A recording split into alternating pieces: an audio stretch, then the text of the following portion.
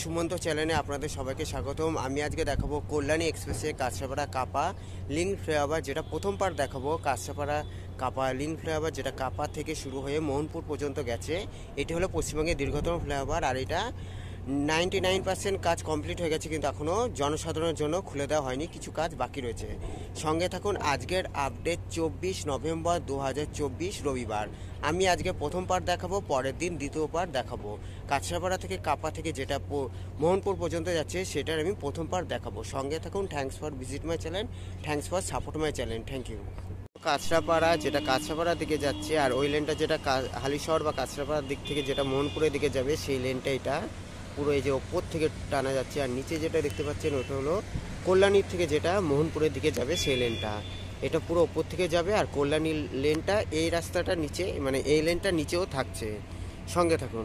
এটা যেটা কল্যাণীর দিক থেকে আসছে আপ ডাউন, সেই লেনটা, আর ওপরে যেটা হালিশহর থেকে মোহনপুরের দিকে যাচ্ছে এই লেনটাতে এখনও কাজ হচ্ছে, দেখতে পাচ্ছেন। আর এইখান থেকে হয়ে 4 লেন হয়ে এখান থেকে কানেক্ট হয়ে যাচ্ছে, মানে যেটা মোহনপুর থেকে যেটা হালিশহরের দিকে যাবে এই লেনটা মোহনপুর থেকে হালিশহরের দিকে যাচ্ছে। আর ওটা হলো কল্যাণীর দিকে আসা যাওয়া, মানে আপ ডাউন, সেই লেনটা এখানে কানেক্ট হয়ে যাচ্ছে।